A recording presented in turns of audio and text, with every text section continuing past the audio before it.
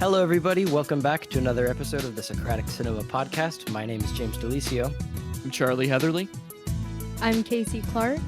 And I'm Haleigh Phillips. And we're coming at you live, not live, with another quarantine edition long distance podcast. This episode's not sponsored by Discord, but I wish it was. Anyways, we thought it would be a good idea to open up today sort of similar to last time and share how we're, just a little bit on how we're feeling, how we're doing. What have we, my question, dear friends, dear co-hosts, how have you been holding up? What have you been doing to stay busy, stay productive, stay happy? What's going on with you guys? Charlie, you want to start us off?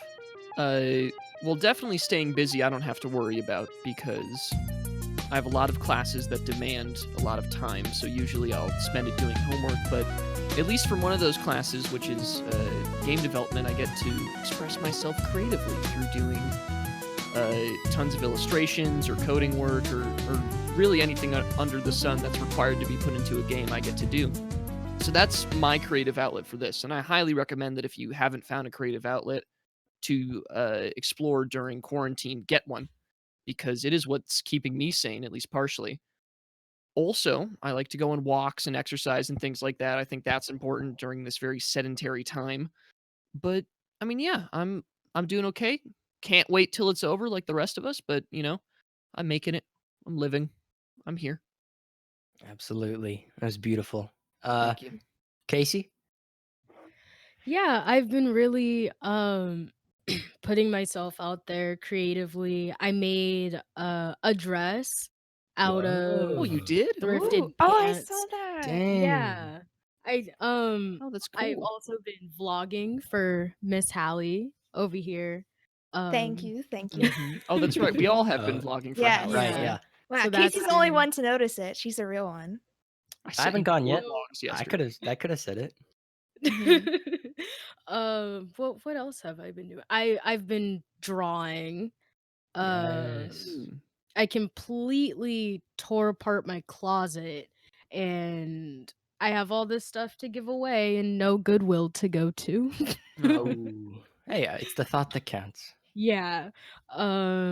Yeah, just being artistic. I'm very busy, like Charlie said. Schoolwork, stuff that's making me sad most of the time. But yeah, other than schoolwork and art and the occasional walk when I'm feeling claustrophobic or biking, love biking. Not really, but it's something that you do.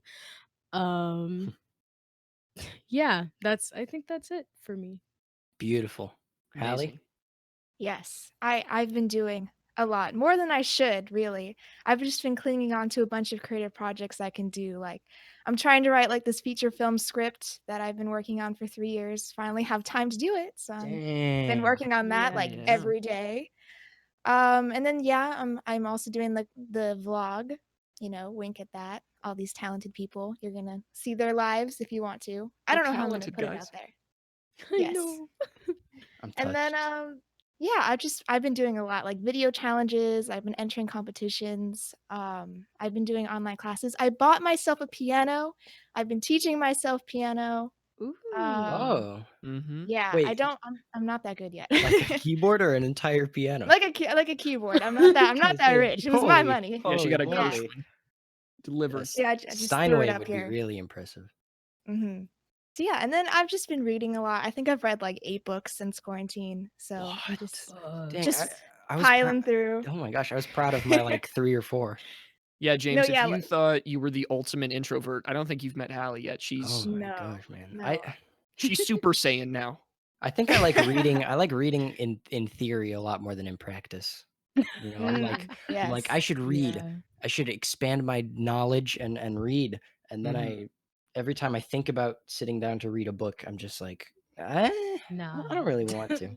I like Uh, create a structure for myself. Like at night, I like read for like at least 40 pages. Like I go running. What? After I'm done running, Then I sit down and I read 40 pages and I go to I'm bed. telling Period. you, An Dang, I intellectual am fit queen. impressed. I Mhm. knock out after like 2 paragraphs. You're like, and my eyes are tired. Yeah, puts me right to bed. Not, yeah, I'm bad. I stay up until like 1 a.m. reading. Jeez. Don't do what I do. I'm impressed. I am very impressed. What have I been up to? I'm like Haleigh. I'm doing a lot of video editing. I've reawakened my inner me from a few years ago, and I've been playing so many video games recently. So I've just been editing a bunch of clips from those just to make little videos for my friends, make them laugh. Mhm. Been playing a lot of chess. I think I said that last time. Oh, I tried making that trendy foamy coffee stuff this morning.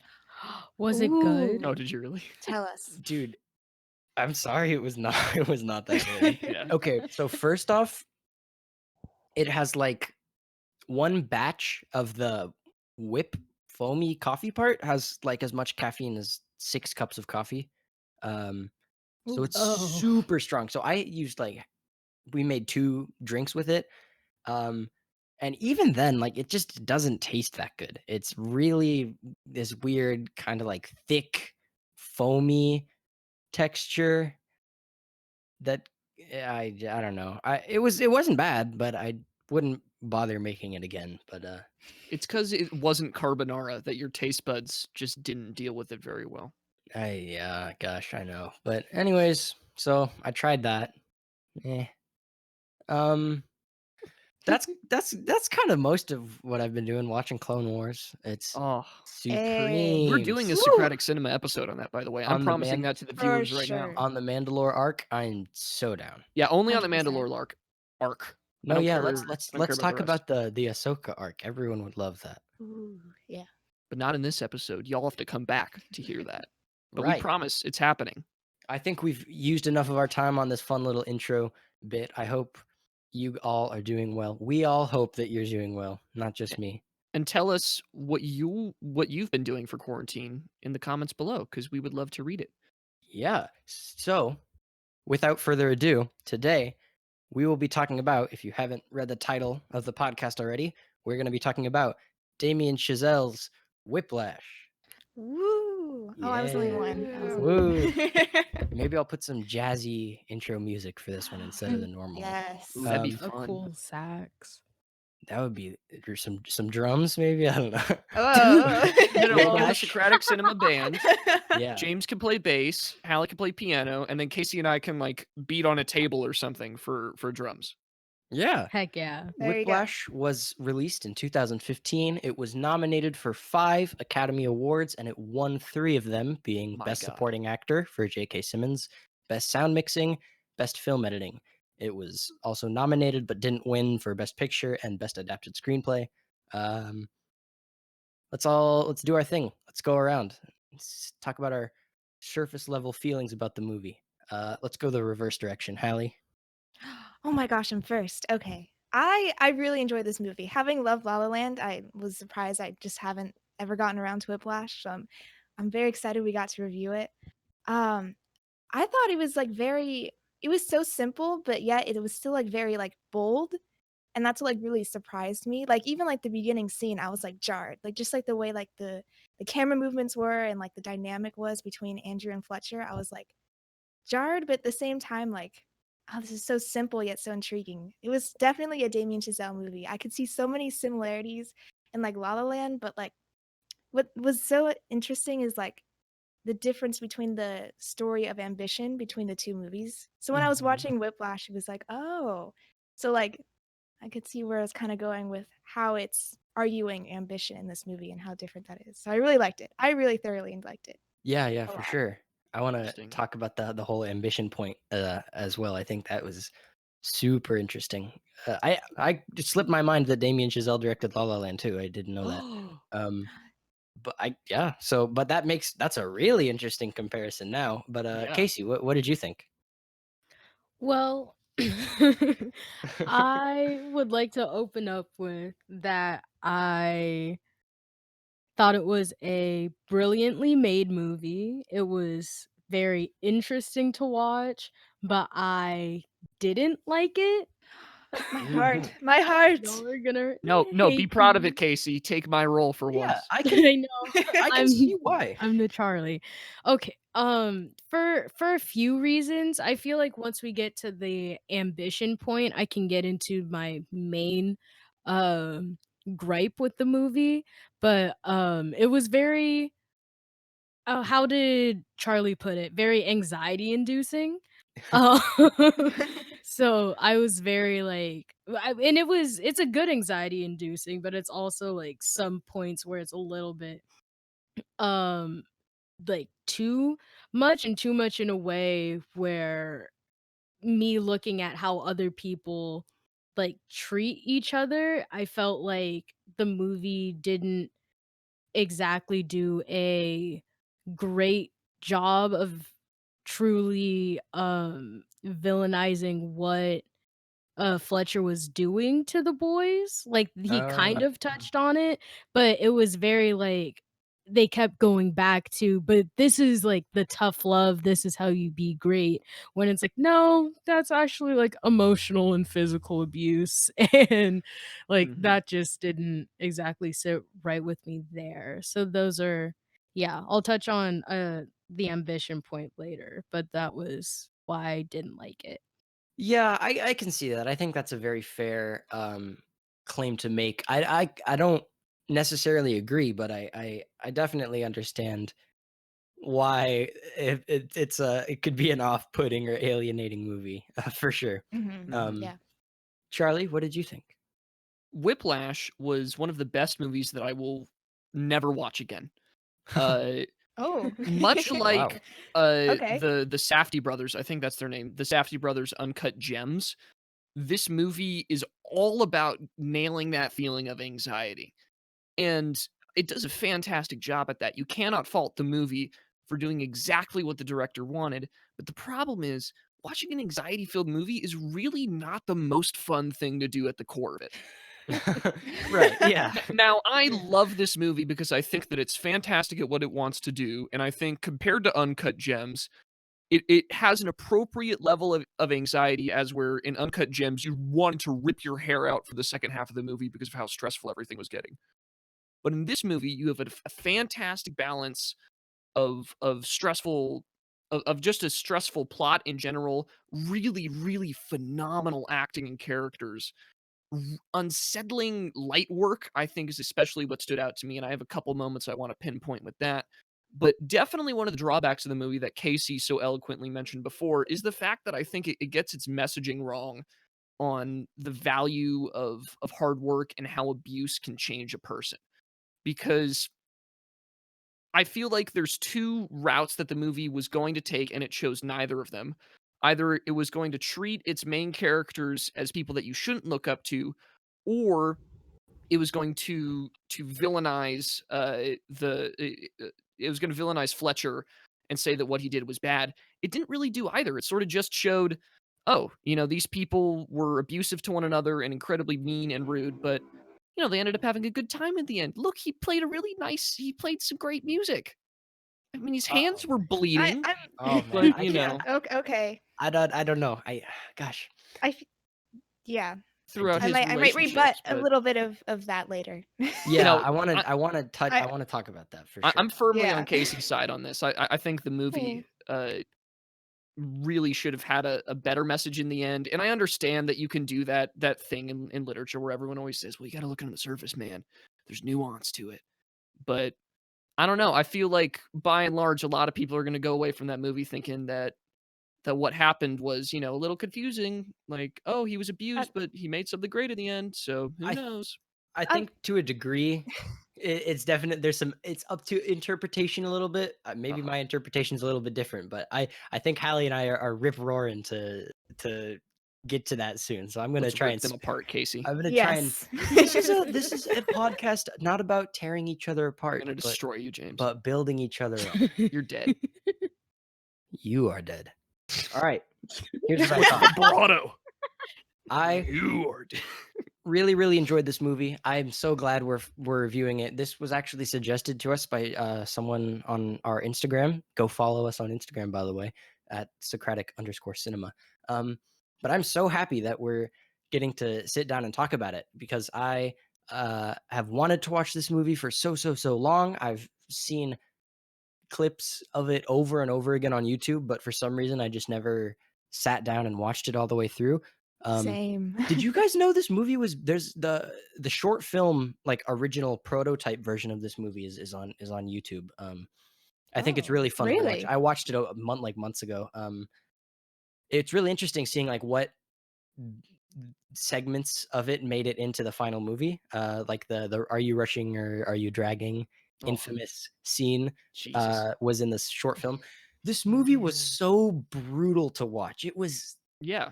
It was Mhm. absolutely anxiety inducing. I watched it with my sister, and there were just so many times where we were like, ugh, just so many cringe worthy moments. Um, but I think all the anxiety paid off in a really cathartic way at the end. I think the ending Yes. um was very good. I think it was uh, Andrew Neiman, like triumphing and kind of giving a huge middle finger to Fletcher and overcoming and I really liked the ending, but we'll talk about that more later. But overall, I really enjoyed Whiplash. I'm a huge sucker for jazz. You know, I play bass for our school's jazz band, but I I really enjoyed the movie. I definitely it's I don't I'm not looking forward to watching it again, but at the same time I am, you know. I will say though that this movie has provided me with some of the best insults that I've ever seen. Oh, I The laughed homophobia so level many is times. pretty. Terrence Fletcher's a monster, man. He was just ripping on people and like they yes. were funny, man. I'm not even gonna lie. Of Yeah, course, I could. several times. Oh, No, go sorry. ahead. Go ahead. I'm just several times I was like, "Yo, did he just I Yeah. know. say that?" Like I could never imagine actually having someone say that to me in a like a serious mean way. I think that I mean it's just atrocious the things he says. This is like some of the this is full metal jacket levels of language, but it's funny. It is funny. I will say that about it. Um, but yeah, let's talk. Maybe the best approach to take is to start. Should we start at the beginning or should we start at the end? I don't know. I feel like I think we got there's to start at the end. I think that there's a The discussion to be ending. had about this. so let's Yes. lay it out in case anyone's listening and they haven't seen Whiplash. It's about a drummer, a young promising drummer student at the fictional. I think it's fictional. Schaefer doesn't actually exist, does it? Zero clue. Probably has to be Yeah, fictional. yeah. At the Schaefer Conservatory, a very prestigious music school in New York. He's an aspiring jazz drummer, and his name is Andrew Neiman, played by Miles Teller. And he joins the infamous Terrence Fletcher's studio band. And it turns out Terrence Fletcher is a huge jerk who abuses his students and pushes them just like to the max. Uh, and in the end, his abuse goes so far that eventually Terrence Fletcher gets fired from the school.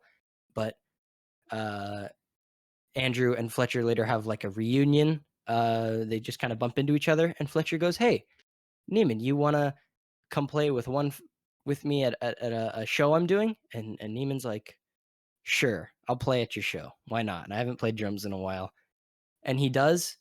And so Oh, this is what I would describe it as Yes. he does, and this is what I would describe as kind of the ending sequence is that right as the show's about to begin, Fletcher calls up a song that it seems like everyone else in the band has, but Neiman has never heard before, and he's just struggling. And basically, Fletcher completely screwed over Neiman in front of this huge, prestigious crowd of people in the mhm, music biz, makes a complete fool out of mhm, Neiman. But mhm. Neiman turns around and sticks it to Fletcher and just busts out this insane performance of Caravan. And the whole band joins in, and it's this real triumphant moment. And it ends with this really climactic, insane, like 5-minute drum solo, Crazy. and then Fletcher smiles and the movie ends. It's a crazy ending. Like, you don't expect the movie to just end right there. It's by far one of the best endings I think I've seen in a movie. And this ties into the point that I made in the group chat the other day, that this is really if Quentin Tarantino wrote a musical. Like, this has all of the same things that he loves to do, where he's slowly building up all of this anxiety and drama and just emotion and feeling, and then at the very end, it's an explosive release of everything that you've been holding inside and feeling for this entire experience, and then in a glorious, glorious segment, it just bursts out. And I think that's Absolutely. totally what happened here. Now, do I think that the sequence was great? Yes. Do I think that the messaging on the sequence was great? No. I Yeah, I must don't Same. argue know. I against. agree. I have to argue against. Go ahead, Ellie.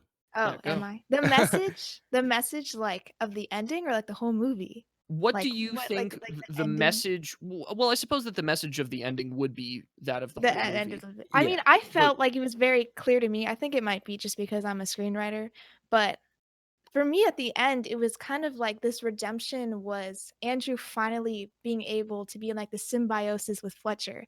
Like, he was finally understand like, I felt like the 2 characters who have been, like, knocking each other over and clashing throughout the whole movie, at the end, like, they were kind of, like, going in an equilibrium against one another. Like, they weren't clashing, but, like, their conflict was, like, now they understood each other, you know what I mean?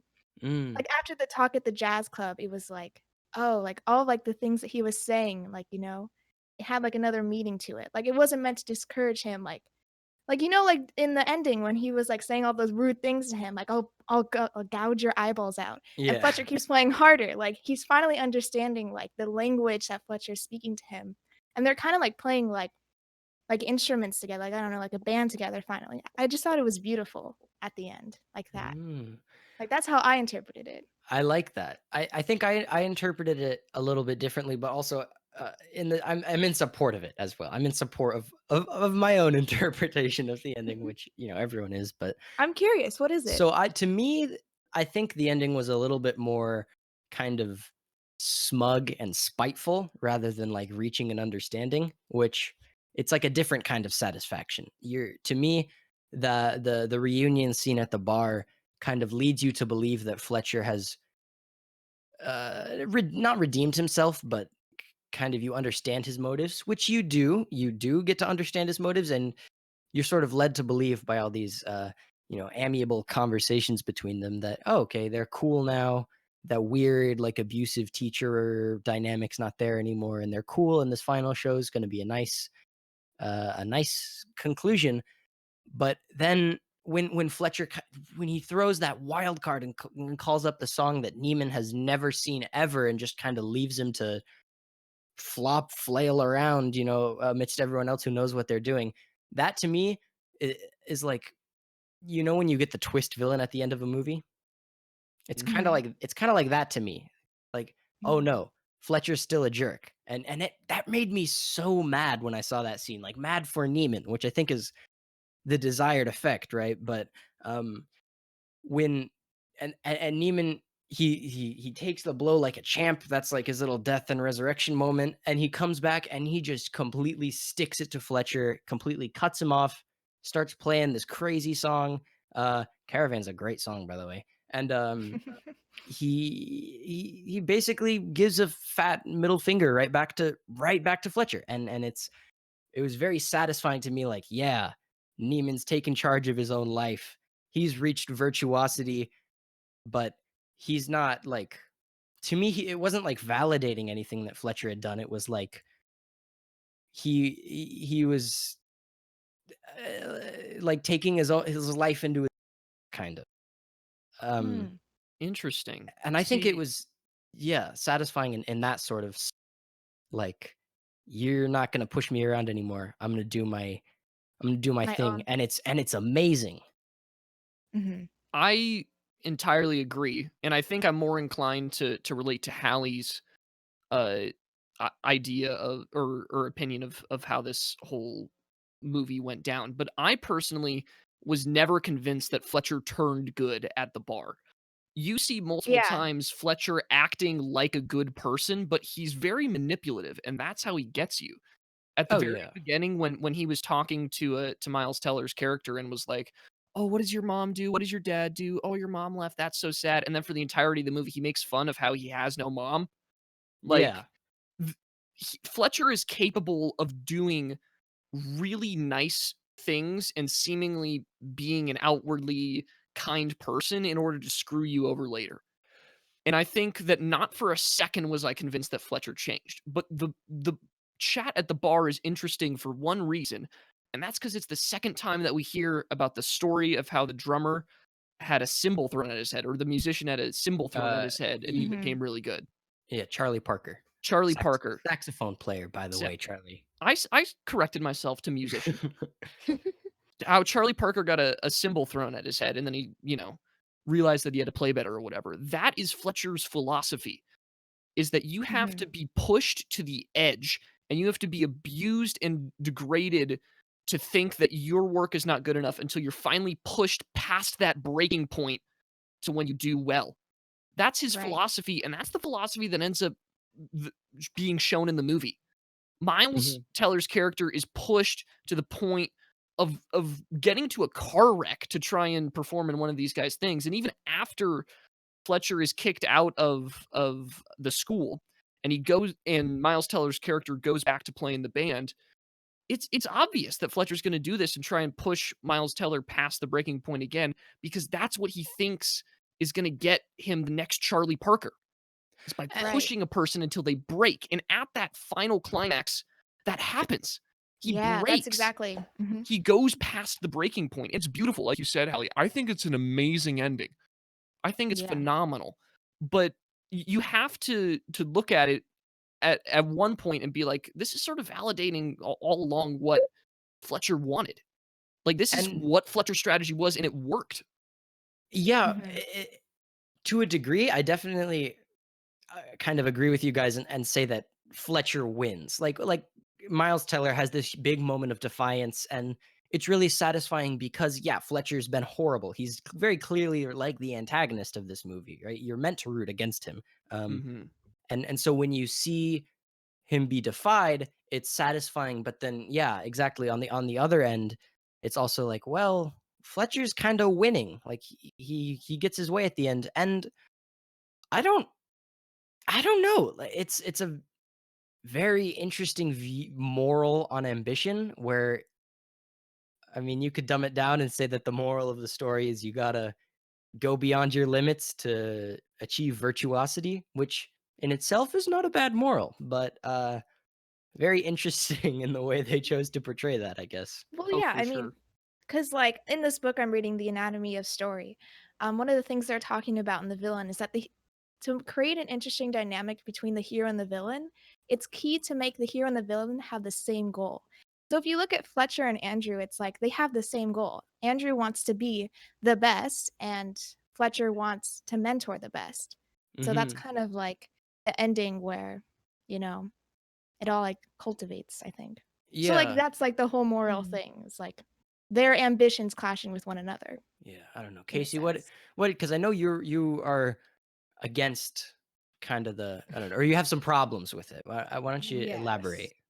I do have some problems with the ending. I feel like, there throughout the movie was this, like, power struggle as Hallie and Charlie as everyone, touched upon between Fletcher and Miles Teller's character, and once, like, Miles gets kicked out of school and you see him kinda, like, turn over this new leaf and he's no longer, kinda like a slave to his ambition and he's trying to, like, be a better person and actually try to do something that's not completely taking over his life, and all it takes is one conversation with Fletcher for him to completely, like, jump back in, doesn't necessarily, like, sit right with me because it feels like after all of having the movie trying to convince you that Miles Teller is trying to be like, his character is trying to be his own independent person, at the end of the day, he's going to do whatever it takes to, like, be something and be important to Fletcher. And you see that at the ending where like he gets screwed and he like goes back on afterwards as like kind of to stick it to him, but then you see how like happy he is when Fletcher finally like accepts him. And Yeah. I feel like the whole middle finger is lost when you're like Mhm. enjoying being, like, approved by someone who's done nothing but tear you down. I Ye entirely agree. I think it's not an act of defiance at all. I think that it's exactly what Fletcher wanted. He Yeah. he wanted to screw over Miles Teller's character not because he hates that character, but because he genuinely thinks that is the next Charles Parker. Mhm. He Yeah. genuinely thinks that he has the resolve to go forward, and this is one final test of that, and this is the moment that he has to shine. He most likely envisioned a Miles Teller's character go Andrew, right? That's his name. I don't want to keep saying that old mouthful. Yeah. He Yeah. he most likely thinks that Andrew is going to do that, is going to stay and defy him. The defiance is in its act, is in it. It's not defiance. It's an alliance between the two. Right. That's why I think of it like as a symbiosis, like they're finally understanding each other's language. Yeah, And and I like think that's the redemption to me is like I'm them. feeling that. I'm feeling that a lot more. I guess part of like, but I don't know, does the fact that Fletcher had planned on Andrew performing this act of defiance, I mean, from Andrew's point of view, does that demean the act, right? Like, from Andrew's point of view, from the protagonist's point of view, he's still, whether Fletcher wanted it or not, he's still, I guess at least he thinks he's acting on his own will. But Oh, for sure. Well, I think that Andrew wants that to happen. I think he's completely fine with going back into Fletcher's arms and taking that abuse again to be pushed forward. Because as he says multiple times throughout the movie, that's what he wants is to be remembered. And I oh think yeah, that Yeah. we as an audience have to realize that's a really toxic mentality to have in all aspects of your life. I mean, this guy he pushes aside all of his family except for mainly his dad because and people he's trying to cultivate relationships with because he wants to be the best. and that's one of the parts of the movie that I thought was the most interesting, was sort of For seeing sure. Miles' journey of like shedding his humanity just with this sole focus on becoming the best. It was really interesting to watch his journey of like s- almost entirely pushing everything else out of his life, and how he slowly goes from being this kind of like, in the beginning he's a shy, kind of downcast, very inconspicuous person, but he's also kind of a heartthrob. Like, he's got this crush on the girl and everything. But as the movie progresses, you see him, he pushes the girl out of his life first. That's sort of the main big hint that, like, okay, this guy's going all in. But um what I think was most interesting to me was that sort of point, like Kasey was talking about, where he started to come back around. And it's almost kind of Joker-esque to me, that I think there's a very clear breaking point for I keep wanting to say Miles Teller, for Andrew. Andrew Neiman, and that's when he's accepted the gig with Fletcher, and he tries to. It's almost like he's trying in that moment to find a middle point between what he wants and a healthy life, right? He Yeah. calls, when he calls Mhm. the girlfriend, he's like, to me, that's sort of, he's taking a shot at trying to find a healthy balance. And so he invites the girl to come watch him perform, and when he finds out she has a boyfriend and pretty much wants nothing to do with him anymore, to me, at least from Miles' point of view, it's the reason I say Joker-esque is it's like he's given one last attempt at trying to find a middle point, and it didn't work, and that was kind of the point of no return, like the straw that broke the camel's back. And so now he just kind of completely rejects his humanity, and just goes all in this last performance. And you kind of see that even more when you see Andrew's father look into the concert hall while he's doing his insane solo, and his dad looks like horrified.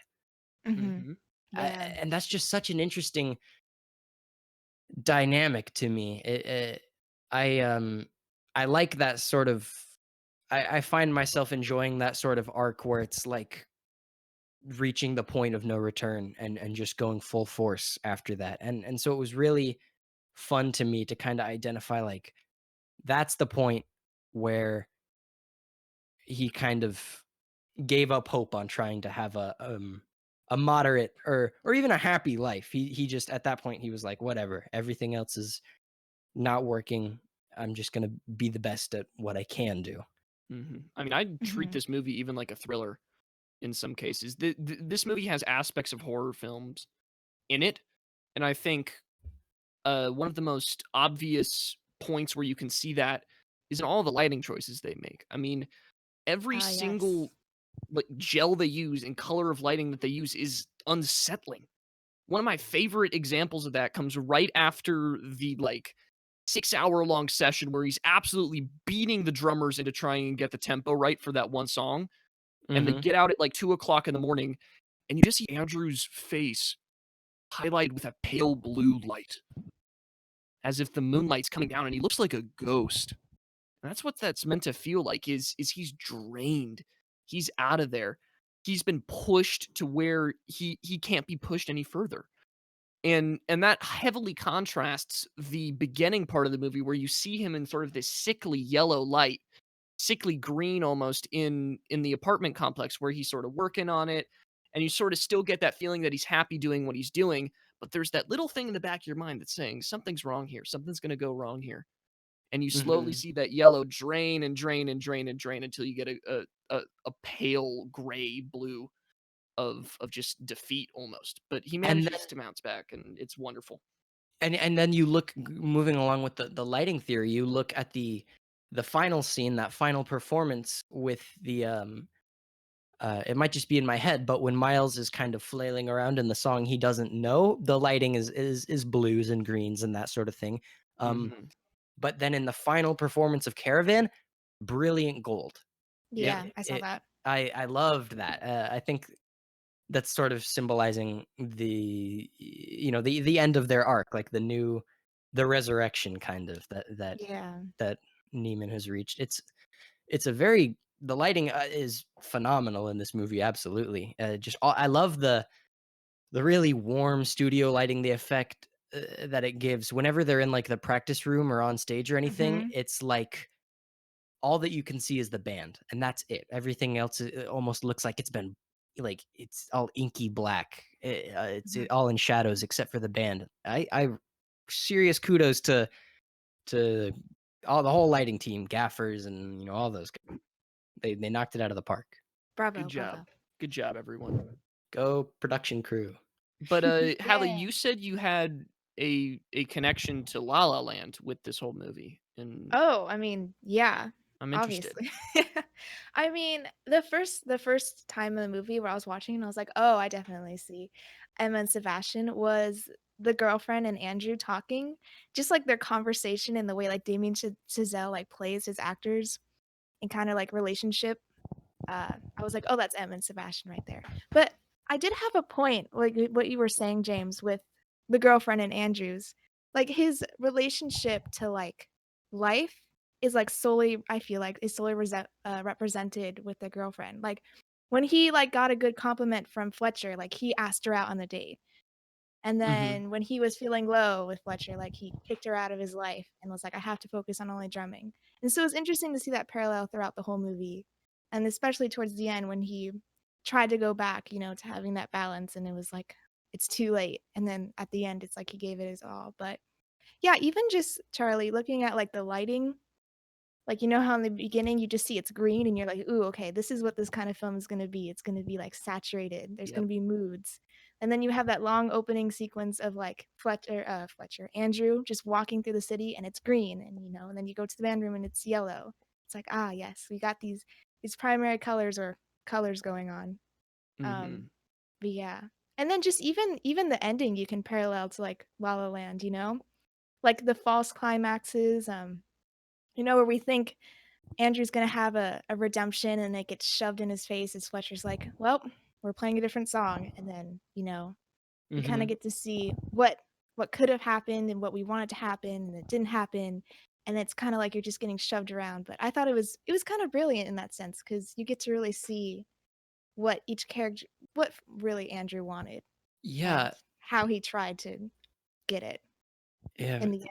It was like all packed into one. This movie and La La Land are like they're so the same in the sense that their main characters both kind of sacrifice their own lives for their ambition, but they're also so different. And I think this movie even is kind of just like La La Land's theme, but cranked up to an Yeah. unhealthy degree. Like it's La La Land on steroids and a lot less Yeah. pleasant. Like whereas in La La Land, it still kind of keeps some of that element of humanity at the end, where there's like a twinge of regretfulness and that sort of thing. Um, Hmm. Whiplash is it's telling of the tale of choosing your career is a lot more extreme, right? There's no humanity left in Neiman at the end of this movie at all. He's completely drums, and uh, it's it's really interesting to see that kind of story being told for sure. It's probably not one that you should try to emulate in real life, but um, very fun to not fun, thought provoking, interesting to Yeah. watch. I agree. I think it's super interesting that in both these movies, it seems like Giselle likes to make the argument that to fully have worthwhile art and to throw yourself into the world as an artist, you sort of need to give up what identity you had before. And you have to become a new person through that. And I'm interested to see if or when Chazelle makes another movie, if that pops up again. Because now I'm Hmm. starting to think that might be his own personal philosophy that Like a he's led by. meta Yeah. moral. That'd be cool. Mhm. I'm all about that kind of stuff. And Yeah. honestly, like as toxic of a theme as it is, it's kind of cool to me almost. I don't know if that sounds weird or not, but like I kind of like watching these stories of self-sacrifice in a way. Like there's a lot more noble examples of it, like La La Land or Hmm. Casablanca and that sort of stuff, and arguably less noble ones like Whiplash. But either way, I love watching these stories of people kind of transcending the boundaries of their own lives and doing something greater than within the limitations of human relationships, you know? Who needs to be Yeah. happy when you can be really good at banging sticks on a taut surface? For That's what real. I'm saying. I guess, yeah. Mhm. When you put it that way, Hmm. sounds a lot less cool. I mean, I don't know. For some reason, I thought, okay, in La La Land, the reason why I like La La Land so much is because when I was younger, I was like, oh my gosh, I relate. I hashtag relate. Like the ambition, right? Like I want to do big things. I'm in LA. This is cool. But I still feel like when I watch this movie, like I related to the ambition on some level, like not to the certain degree, like, oh, if I got in a car crash, yes, I would run to my studio room. But I think what was represented on the screen, you can kind of relate to it in the sense of like, oh, Yeah. like someday I want to do something great. And it's kind of like the inside of you that would do anything for that. It's like, yeah, And so I feel like it was so relatable, you yeah, know? it's an exaggeration. It's like a something that's pretty universal, just cranked up to 11. Like, I Yeah. think everyone wants to do great things to some degree. Everyone wants to be remembered, but this movie's kind of just saying, well, if that's what you really, really want, you're gonna Hmm. have to sacrifice a lot. Which I don't think that in itself, when you just isolate that as the moral of the movie, maybe, I think it becomes a little bit more Yeah. digestible. Like Hmm. it is Mhm. kind of to me a cautionary tale. Um, Yeah. like if you It's like the want to, what if of ambition. yeah, it's like if you really want to, if you really, really want to, It's like a go, tragedy. yeah, go hard with this. You're gonna probably lose a good amount of yourself. Hmm. For sure. Which is like I just love this movie. I think that it's a hard movie to dislike if you throw away the fact that it's super stressful to watch. Yeah. Well, hold on, Casey. Yeah, Casey. Yes. How are you feeling? I feel. I'm sorry. The I three of us have know. kind of just been talking and talking and talking. What are you? What are you thinking? I don't know. Have you come around at all? Have we Have convinced we you convinced you? in our Whoa. rambling? Join us. You have really, really good points about like how they use the lighting and how it like conveyed all sorts of like the emotions and how Andrew is feeling and all that stuff. Love the La La Land tie-in. Love that movie. Yes. Mhm. Yes. I still don't like it because I do feel like um within leaving things up to interpretation, I don't like as a baseline I don't agree with leaving toxic messages up to interpretation. I feel like those are um kind of stances that we have to take because there are people in life that treat people the same way that Fletcher does, Right. Yeah. you know? So I guess it's just more of that for me, but it is like as I said at the beginning, like I did apart from it being anxiety inducing, like I did enjoy the movie. It was very very interesting. It did give me like the same type of not exactly the Joker pacing, Oh yeah. um but it was very like now we're going into a little bit of like a cruising and then something bad's gonna happen and a car crash. The car crash scene was absolutely insane. Yeah, he Oh, I literally know. has got whiplash probably. Yeah. That's That what I was a thought. I was bold like, scene. talking about I whiplash. know. We love the tie-ins to the title. Mhm. Also, Miles Teller, his bones must be made out of iron. He took Oh, yeah. that car crash and then ran back to the building. He got out of the car flipped. He got out of the car. He ran to the building, and only after playing a pretty difficult part on the drums did he finally like collapse. Well, I mean, Yeah, he okay. tackled Fletcher. He's like the man has steel in his veins. I think we found the next Wolverine. Hugh Jackman better. Yeah, Honestly. screw Charlie Parker. Yeah. Do you know what I found was Wolverine. interesting though? Like, you know that one scene where Fletcher comes in and he's crying about this amazing kid that, went to Oh, like jeez. stardom and he Mhm. died in a car accident? I was like Didn't wondering what the relationship to that was Wait, I when thought it Andrew no, he got. killed The himself, didn't kid he? killed killed himself. himself. Did he That really? made me Yeah, yeah, that's that was why the Yes. that's guy why they that like No, that's no, why he no, got no. I fired. thought he said car No, accident. Fletcher No, did he say lied. that, but he lied because Fletcher's abuse is what basically Oh drove the kid yeah. to kill himself. Fletcher's a Yeah. horrible guy. I just want to make sure everyone understands that. He's the worst man Yes. alive. Right. But But then like the Neiman relationship to the story, like, it's the same with Andrew. yeah, Like but he got then in a Neiman car yeah, accident and Neiman then said rip to that kid, but I'm different. yeah. So he said I'm a different breed. I'm a different breed. I'm a Oh different my. culture. But I hate that. yeah, shout out to I think maybe it's just a Damien Chazelle thing with having their actors playing musicians to actually like play them, but I'm pretty sure most of that movie was actually Miles Teller playing the drums, which is Yeah, like Yeah. kudos to him, dude. That's love insane. that. Crazy. Like didn't why am I forgetting his name? Ryan Gosling. Ryan Gosling. Gosling. He Yes, actually he played the piano did. in La La Land. Yeah, Mhm. he like learned it in like 3 months, and that's why I was like, okay, if he can do it in 3 months, I can. Hey, Like Michael Cera actually played the bass in Scott Pilgrim. I mean, Who So that's loves it? significantly Ooh. easier than any other instrument. So Uh, just saying. okay, oh. okay. Listen. Ryan Gosling is Bragging. better. I I have don't two wanna hear it. strings. Ba, ba, ba. Like It's for that's what the genius. bass is. It's James. for That's what the bass is, James. Come on, let's. Wow. okay. I We're not played gonna no. You just pluck one of them. Like we're good not gonna job. get into this. Got it. You're making him We're upset. not gonna get into this. You've never listened to a Charles Mingus song. He's gonna mute you. You've been blocked. I appreciated all the jazz like lingo and stuff that they use. There's an Adam Neely video on for any music theory people out there. Adam, you probably know Adam Neely, but he has a video talking about this movie out on YouTube where he kind of talks about how accurate some of the stuff in Whiplash is.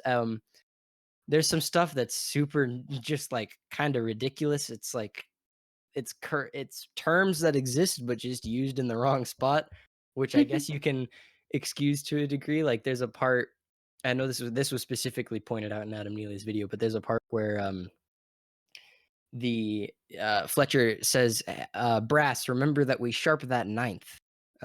That As doesn't even in- sound right.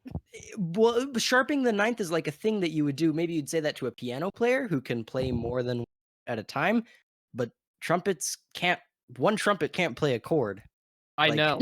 I know. I was so confused when that happened. Yeah, man, that was crazy. Or when baby Andrew said, "Look at my paradiddle," and then just played not a paradiddle. You know, it's crazy. Where's Bro, the that was- accuracy? yeah, Unwatchable, unwatchable film. But I digress. We've been on here for a while, guys, arguing about Whiplash. How are we Can feeling? we talk about the score? The score gave me everything I needed. Fire! It's on Ooh, Spotify. so good. It is. Oh, Oh my great. gosh. We're jamming. We're I have. absolutely. Yeah, yes, sir. We are. After listening to 3 songs, I'm sure I'll have like a panic attack or something from I know, remembering the movie. honestly. No, Just go listen, into like shock. Whiplash and Caravan. Those are the songs to listen to. They're so good and fun. But yeah, I don't know. What do we have? Does anyone have any parting words about Whiplash before we start wrapping this thing up? If you choose an instrument to get good at, I recommend a guitar because it could be used at parties to pick up mad chicks. I'm just Or saying, piano. Don't be that guy. more For- versatile than for the sure. drums. More versatile than the Yeah. drums. Or bass. By God, don't do anything with the bass. I'm just saying, if you can play the bass, you can play the guitar, my friend. I'm just Yeah. saying. Isn't it 4 strings several is not less enough. strings? Yeah. 2, but they're the Oh, same as the 2. guitar. Yeah, actually, the bass only has Oh. 1 string because that's what it sounds like when you play the bass. It's a no stringed instrument, actually. You're just bass? banging on. Yeah, no. You just But anyways, smash yeah, the or guitar. just play the piano, man. Yeah. Yeah, Like play piano's piano. like the Latin. It's like the Latin of instruments. You can learn any other. Honestly. After you Ooh. learn piano, you can learn any other. But yeah, I think that's gonna bring us to the end of our super thorough analysis of Whiplash. Go watch the movie if you want to feel very nervous and then a little bit confused, but still somehow satisfied. Yeah, very much satisfied. Yeah, thanks for listening. Thanks for coming on this journey with us. I hope you guys all stay safe, watch lots of movies, stay home, wash your hands. Come on, Mhm. it's not that hard. It's really not. I'm blanking. Follow us on social media. Subscribe, comment, whatever you're listening on. Follow. Check us out on Spotify, iTunes, Anchor, iHeartRadio. Has anyone listened on iHeartRadio? Do you think? If you're listening on iHeartRadio right now, We we love heart you. you. We love you. We dang, we heart you. Exactly. And you heart radio. We've been Drop- Socratic Cinema. yeah, drop some suggestions on what you want to see us cover. We are kind of looking for movies now that we're all kind of stuck at home for the time being. Yes, I've been watching all the Star Wars movies. Maybe I'll talk about Ooh. maybe I'll do a reflection on the prequels someday, Prequels a little suck, solo right. project. It's been a very interesting journey, but anyways, yeah, share the show, tell your friends. That's the best way you can support us right now is just spread the word. And thanks for listening. And remember, if you want to be good at something, cut off everyone you love. Oh my god. Yep. We've been Socratic Cinema. Cinema. Adios. Oh, I loved how we cut out like halfway through the audio. Like all of us did. All right. All right, that's the episode. Adios.